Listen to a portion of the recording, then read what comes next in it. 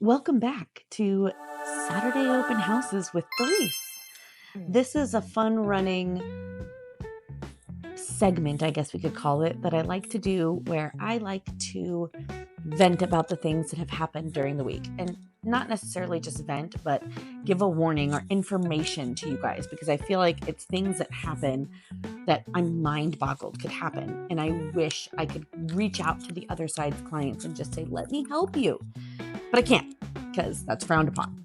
Basically, I want to talk about something that's happened to me a couple times, and I don't understand it because this is just not how I do business. But I feel like it's important to talk about because I think buyers should know this is going on and should understand what's going on and understand how they can protect themselves or solve this issue. Okay? So I am representing the seller. I've had this happen a couple times. I'm going to tell you the most recent one because the most recent one was not the worst one actually, but just the most recent. So I'm representing the seller and we have a listing and an offer comes in. And it's a fine offer, but they're asking for a lot of concessions, and which is normal. Concessions are completely normal. A lot of buyers need them. I like to protect the concessions because I do understand that buyers may need them. So concessions are fine. But in this case, they were asking for a lot of concessions plus a full 3% agent commission.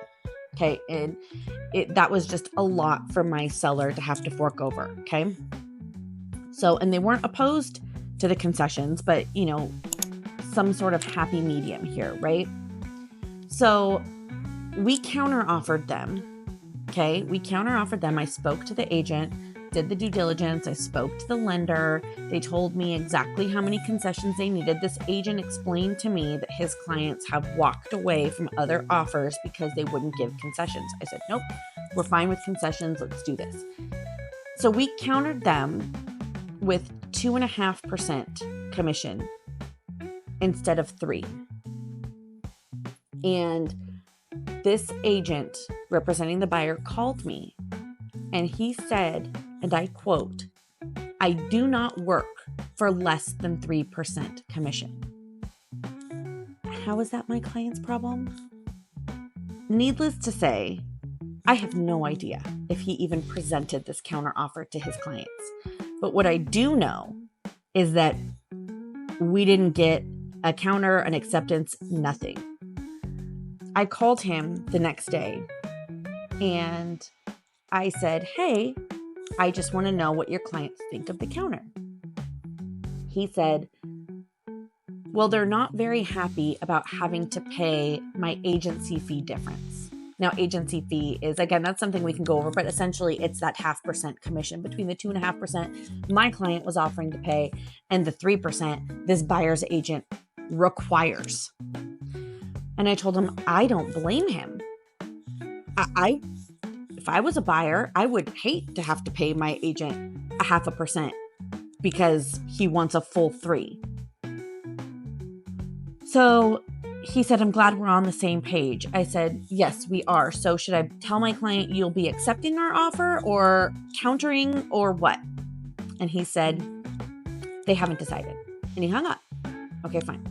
There's so many more aspects to the story of the conversations that actually happened, but I'll spare you the details. So I called my client and I explained to them, I should say, that this is what happened. The buyer's agent is making his clients pay that 0.5%, and they didn't want to, so they're not accepting our wonderful counter offer that was essentially giving them everything they wanted except for 0.5% buyer's commission. Now, why I'm frustrated about this, the RE14 is the buyer's representation agreement. And there is a section in there, and it does state in that section that it is the buyer's responsibility to pay the buyer's agent. So the agent that or it's the broker technically, but the agent that they're working with, whatever percent they put in that box if, the seller's agent doesn't pay for it. So yes, it states it right in there. It is the buyer's responsibility to pay their own agent. Now, it's always been this way. Okay, the NAR settlement, everyone's freaking out. Oh my God, no, it has always been this way. Agents have been misrepresenting both sellers' commissions and buyers' commissions from the beginning of time because they're slimy. I hate to say it, but they're slimy. There are so many slimy agents out there. Beware. I tell all of my clients, all of my customers, everyone, interview your agents. I'm not saying choose me right off the bat. Interview me. Interview other agents. Make sure whoever you're working with, you have a comfortable bond with that you can trust. And this is why. Because this family, these people that were putting an offer on the house are a young couple who are pregnant. They, according to, the agent, they absolutely loved this house.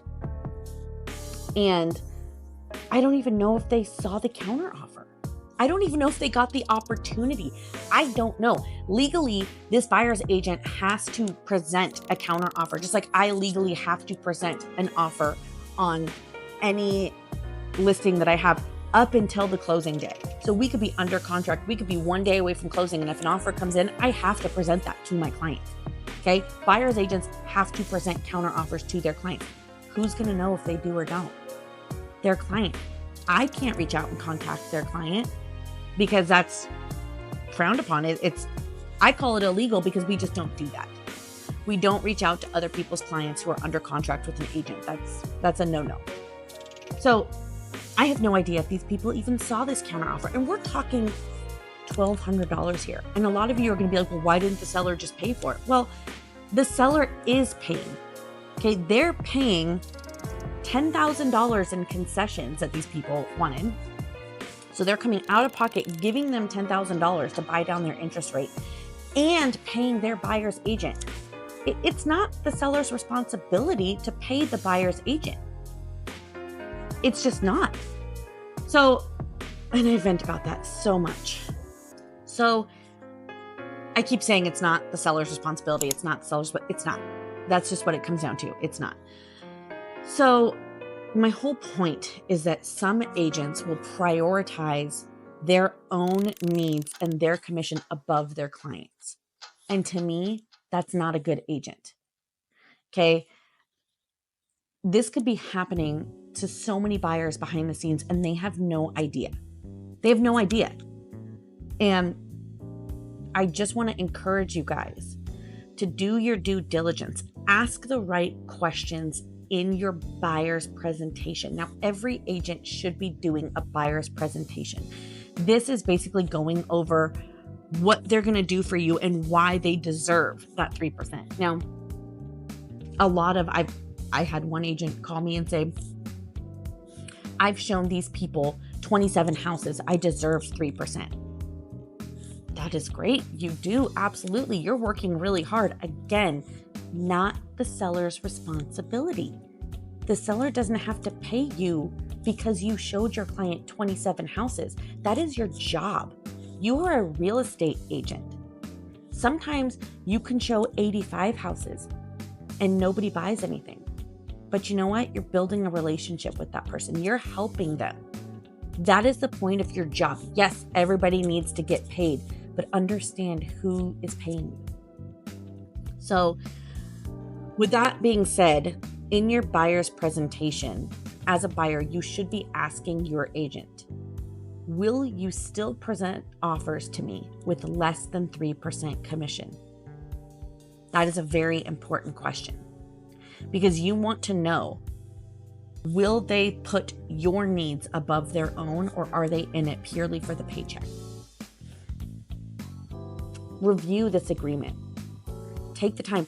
Now, your agent should explain it to you. These agreements have been drafted by lawyers, but I highly encourage you, if you don't understand something in it, to reach out to a real estate attorney and have them explain it to you. Okay? Because again, you want to build that bond with your agent that you can trust them. And when I go through a buyer's presentation, when I explain the RE14, I explain it in depth to my clients. Okay? And this is exactly what I tell them. That 3% fee I put in there is the most I can accept. Okay. And what I mean by that is if we go and see a house and you love that house, and that agent is offering me 2.5%, guess how much I'm getting paid? 2.5%. Because I'm understanding, and I go over this in my buyer's presentation, I'm understanding whether or not my client is in the position to pay that difference. Okay, and just because they're not able to pay that difference doesn't mean they don't deserve to be represented to the fullest. I'm going to represent my people to the fullest. Because guess what? I know not a lot of people have an extra 10 grand, 12 grand to pay someone to help them in this process. Okay. But again, I do understand it's also not the seller's responsibility. So these are conversations I have with my clients in the buyer's presentation. So yes, the 3% I put there, that is the maximum amount I am willing or I am going to accept in a commission. There are some places that offer 3.5% to the buyer's agent. So the reason why I say this is the most I can accept is because there are some places, some builders that are offering like 3.5 or 4% to the buyer's agent to get you to bring your clients in there and make deals. So yes, I can still take that 4% from the buyer, or sorry, from the builder. But what I mean by this is the most I'm willing to accept is if for some reason you fall in love with a house and this seller is not paying anything, that's the most that, let's say, you will pay me. Again, I'm just built different. I can't take everything from my clients just to put it in my own pockets. It's just not something I can do. 95 to 97% of sellers are still offering anywhere from 2 to 3% commission to buyer's agents, which is amazing. Thank you for that. Thank you for offering that, because buyers can't always pay that. So I appreciate that you guys are even offering that to us agents. So yeah, make sure that you have full transparency with your agent that you choose to represent you. You deserve it. You deserve full transparency, full advocacy.